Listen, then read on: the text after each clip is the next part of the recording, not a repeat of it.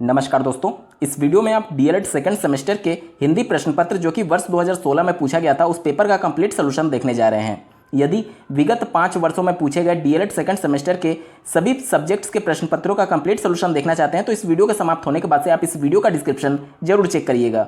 चलिए दोस्तों, इस वीडियो को प्रारंभ करते हैं। पहला प्रश्न पूछा गया था, जो ईश्वर को ना मानता हो वाक्यांश के लिए एक शब्द क्या होगा। तो जो ईश्वर को नहीं मानते हैं उनको नास्तिक बोला जाता है। ऑप्शन नंबर 2 इसका सही उत्तर है। दूसरा प्रश्न पूछा गया था, ग वर्ण का उच्चारण स्थान क्या है। जो ग वर्ण है वो क वर्ग के अंतर्गत आता है और क वर्ग कंठ से उच्चारित होता है। ऑप्शन नंबर 3 कंठ इसका सही उत्तर हो जाएगा।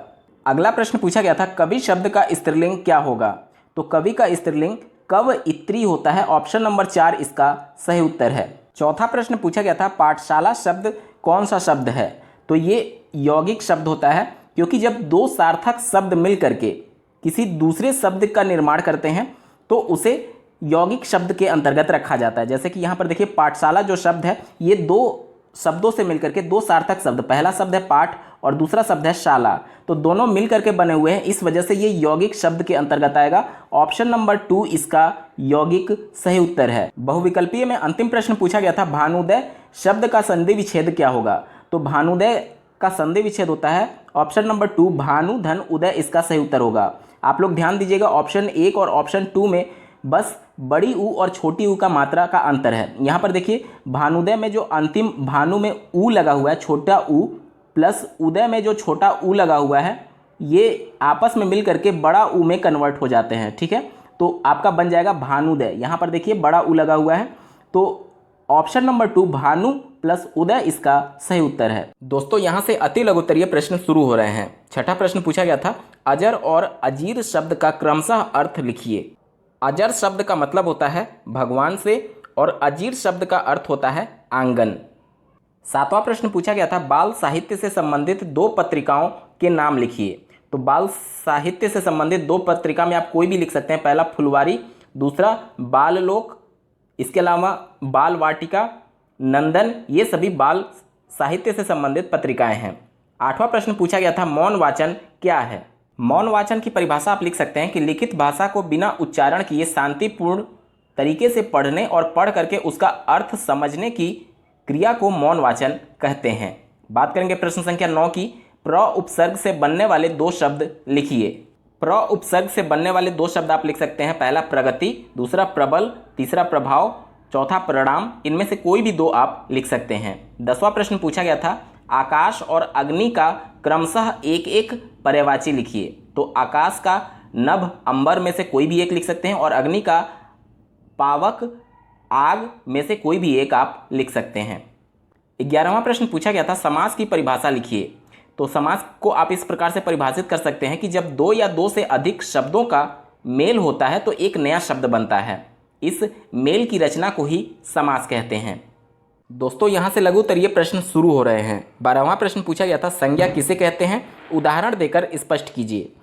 तो किसी व्यक्ति विशेष, वस्तु या फिर स्थान विशेष के नाम को संज्ञा कहते हैं। उदाहरण के तौर पर आप लिख सकते हैं, जैसे कि व्यक्ति का नाम राम हो गया, स्थान का नाम आप लखनऊ लिख सकते हैं। तो इस प्रकार से संज्ञा की परिभाषा आप उदाहरण के साथ लिख सकते हैं। 13वां प्रश्न पूछा गया था, परिवेशीय चर्चा के 2 उद्देश्यों का वर्णन कीजिए। सबसे पहले परिवेशीय चर्चा क्या होता है इसके बारे में जान लीजिए।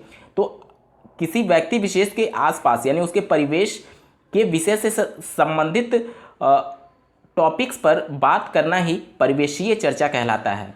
कहने का मतलब कि कोई व्यक्ति विशेष जिस माहौल में रह रहा है उसके आसपास जो भी घटनाएं घट रही हैं उस पर आधारित जो चर्चा होती है वो परिवेशीय चर्चा कहलाती है। इसके 2 उद्देश्य पूछे गए थे। तो पहला उद्देश्य आप लिख सकते हैं कि आसपास की जो समस्याएं हैं उस पर चर्चा करने के लिए और उसको सुलझाने के लिए एक बेहतर विकल्प मिल जाता है। और दूसरा आप लिख सकते हैं कि छात्रों में आत्मविश्वास जागृत किया जा सकता है। इसके अलावा छात्रों में अभिव्यक्ति का भी विकास हो जाता है। तो ये कुछ महत्वपूर्ण उद्देश्य आप लिख सकते हैं। बात करेंगे प्रश्न संख्या 14 की, प्रत्यय किसे कहते हैं। प्रत्यय को आप इस प्रकार से परिभाषित कर सकते हैं कि प्रत्यय शब्द 2 शब्दों से मिलकर के बना हुआ है, पहला प्रति और दूसरा अय। प्रति का अर्थ होता है साथ और अय का अर्थ होता है चलने वाला, यानी ऐसे शब्द जो साथ में चलते हैं उसे प्रत्यय कहते हैं। इसको और अच्छी तरीके से आप इस प्रकार से परिभाषित कर सकते हैं कि जो शब्दांश शब्दों के अंत में जुड़ करके उसके विशेषता या परिवर्तन ला देते हैं वे प्रत्यय कहलाते हैं। शब्दों के साथ चलने वाले या लगने वाले शब्दांश को ही प्रत्यय कहा जाता है।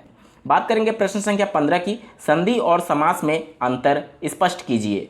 संधि और समास में अंतर आप इस प्रकार से लिख सकते हैं कि संधि में दो वर्णों का मेल होता है, जबकि समास में दो पद मिलते हैं। संधि में आप लिख सकते हैं कि संधि विच्छेद में प्लस चिन्ह लगाया जाता है और समास विग्रह में प्लस चिन्ह लगाया जाता है।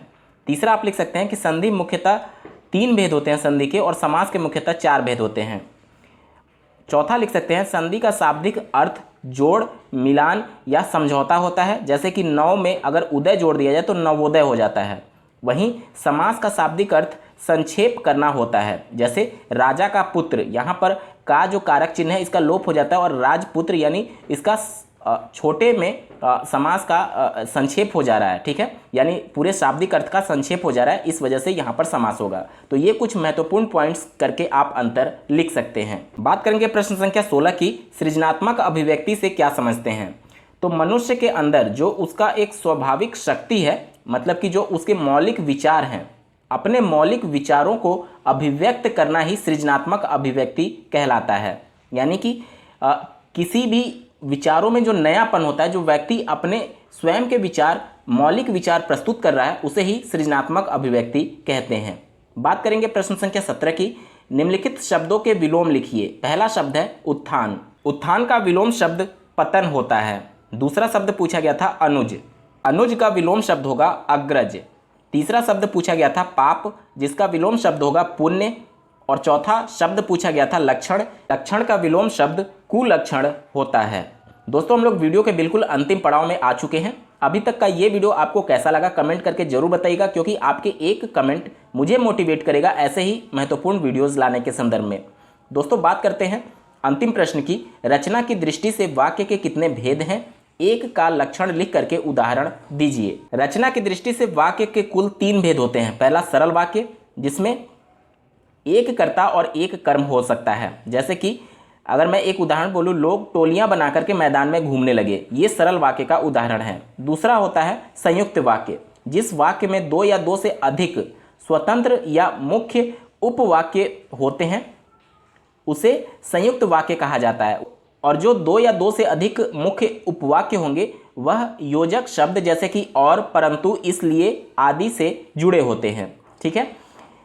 तीसरा वाक्य होता है रचना की दृष्टि से मिश्र वाक्य। वह वाक्य जिसमें एक प्रधान उपवाक्य हो और एक या एक से अधिक उस पर आश्रित उपवाक्य हो, उसे मिश्र वाक्य कहते हैं। जैसे कि आप लिख सकते हैं, जब अविनाश बाबू ने झंडा गाड़ा तब पुलिस ने उनको पकड़ लिया। अब देखिए, पुलिस कब पकड़ी? जब उन्होंने झंडा गाड़ा, यानी कि पुलिस के पकड़ने की जो क्रिया है वो उनके झंडा गाड़ने पर निर्भर कर रही है। इस वजह से ये मिश्र वाक्य का उदाहरण होगा। तो दोस्तों, यहाँ पर डीएलएड सेकंड सेमेस्टर के हिंदी प्रश्न पत्र का पूरा पेपर सोल्यूशन आपने देखा। आपको ये वीडियो कैसा लगा कमेंट करके जरूर बताइएगा। और पिछले 5 वर्षों में पूछे गए डीएलएड सेकंड सेमेस्टर के सभी सब्जेक्ट्स के प्रश्न पत्रों का कंप्लीट सोल्यूशन देखने के लिए इस वीडियो का डिस्क्रिप्शन जरूर चेक करिएगा। इस वीडियो को देखने के लिए आपका बहुत बहुत धन्यवाद। भगवान करे आपका दिन शुभ हो।